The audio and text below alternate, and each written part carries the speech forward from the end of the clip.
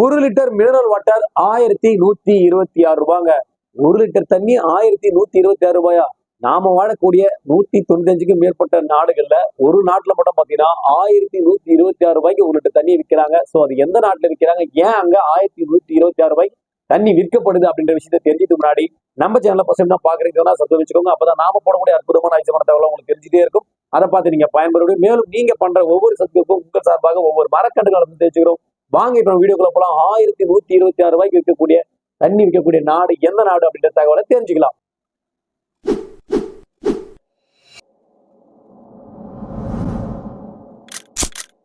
நாம வாழக்கூடிய இந்த உலகத்தில் பார்த்தீங்கன்னா 105க்கும் மேற்பட்ட நாடுகள் இருக்கு. இதுல மாற்று கருத்தே கிடையாது. இப்படி இருக்கக்கூடிய எல்லா நாடுகளிலுமே முக்கியமான ஒரு விஷயம் என்னன்னு கேட்டீங்கன்னா குடி தண்ணீர். தண்ணி எல்லாருக்குமே முக்கியமான விஷயம்.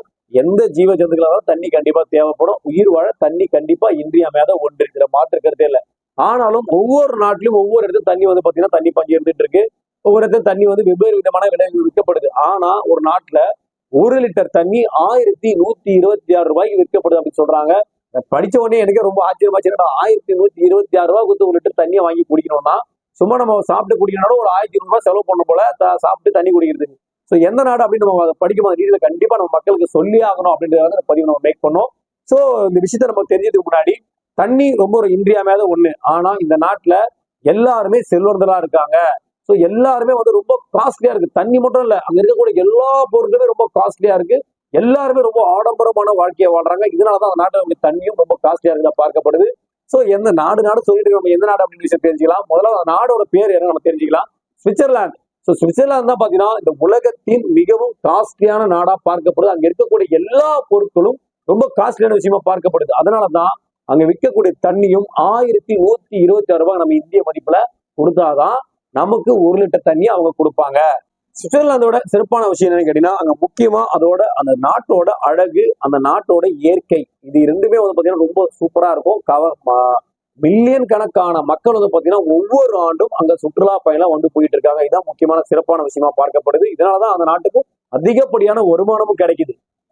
இது மட்டும் இல்லாம சுவிட்சர்லாந்து பாத்தீங்கன்னா உலகில இருந்து வரக்கூடிய எல்லா மக்களையும் கவரக்கூடிய விதத்துல இருந்து மட்டும் இல்லாம அந்த நாட்டுல ஒரு மனுஷன், அதாவது நம்ம இங்கெல்லாம் நம்ம வாழ்றதுக்கு நமக்கு சம்பளம் இவ்வளவு இருந்தா போதும் அப்படின்னு சொல்றாங்களா. சோ அது போல அங்க ஒரு மாசத்துக்கு பாத்தீங்கன்னா 2850 அமெரிக்க டாலர் அவங்க வருமானமா இருந்தா மட்டும்தான் சுவிட்சர்லாந்துல நம்மளால வாழ முடியும் அப்படின்னு சொல்றாங்க.